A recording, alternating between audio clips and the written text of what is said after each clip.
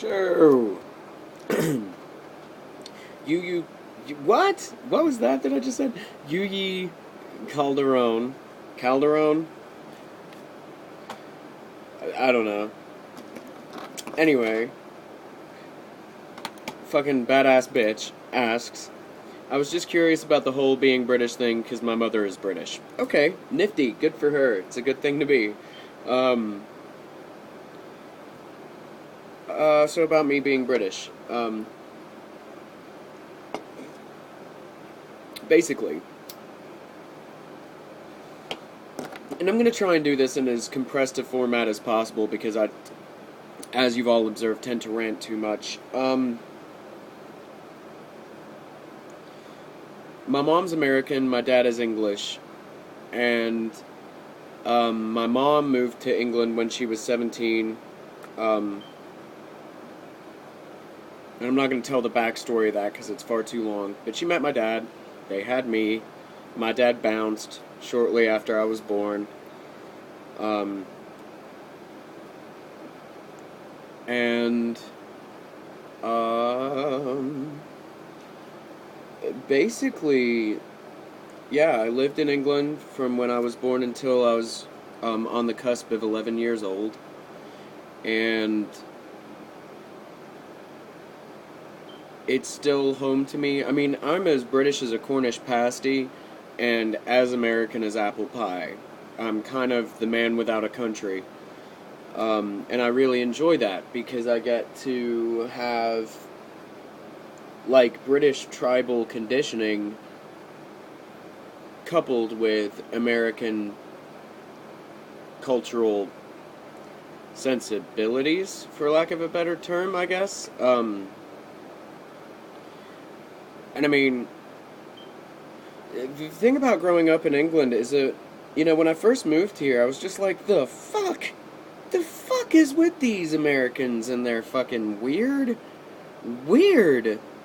fucking priorities? Like, seeing people that lived in trailers with huge TVs and nice cars and shit like that, I was just like, what the fuck is going on here? Like, it was just a huge culture shock at first, and now I just understand that things work differently here and people are programmed different. But yeah, so I grew up in Buxton, Derbyshire, which is in the Peak District, and topographically speaking, it's a really interesting part of the country because, I mean, there's just breathtaking views all around the place. It's really a beautiful part of the country, and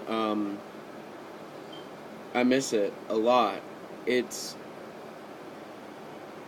it's the kind of place that you can be silent in because the scenery speaks for you. And another thing that I really miss about England is its humor and its harshness. And a lot of people have spoken about, Diamanda included, who's one of my idols, um, have spoken about the fact that English culture is a culture of coldness and that they teach themselves to be coldness. And she said so in kind of a negative way. But I kind of, maybe because I grew up there, I really appreciated that because um, it just taught you to be hard. From a very, very young age, you had to be hard.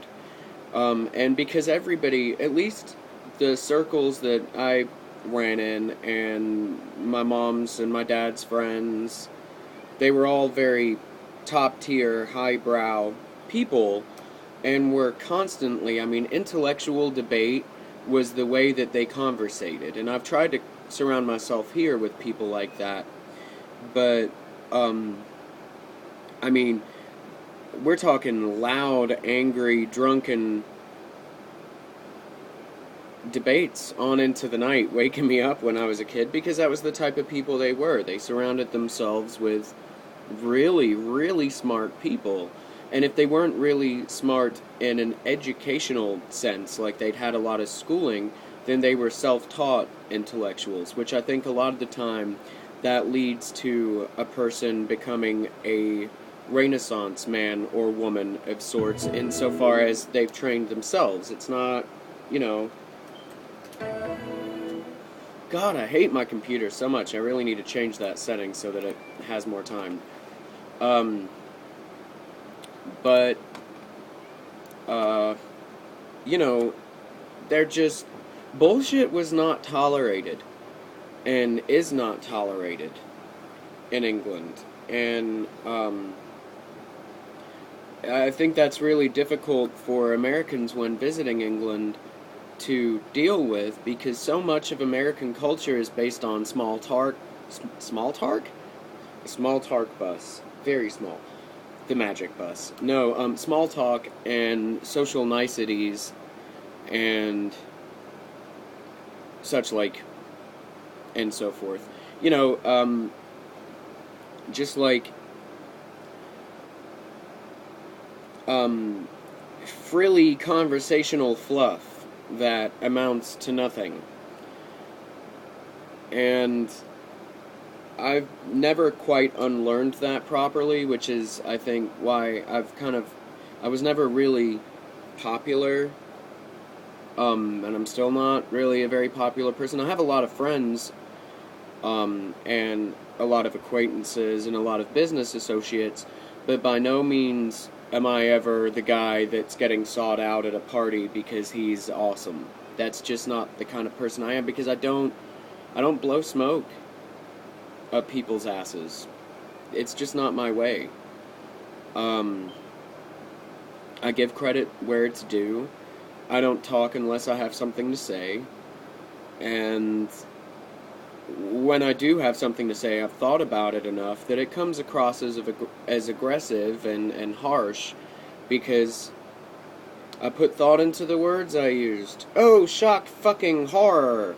So, luckily, I think for me, I got a bit of both, so that I can kind of bob and weave and mix around in different social circles, but, yeah. So, England, it's a beautiful place, it's cold, it's miserable, it's damp, its people are harsh, and it's home, and I love it, and I miss it, and I don't know, I think that's, you know, when my husband and I first got together, it was like one of those things that you have to cover when you know your relationship is going to be a long one. You have to be real with that person, and I told him, that's the place where I want to die, and that's where I want to be either spread out ash-wise or buried or whatever.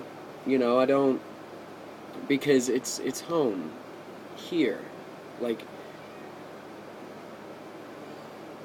my insides look like it feels there, or something. I don't know how to express this feeling that I get when I talk about home, but, so much of who I am is linked to how much I have clung on to my British cultural upbringing with a white-knuckle grip, while allowing and picking and choosing the parts of American culture that I like. So, yeah, there you have it. Mwah.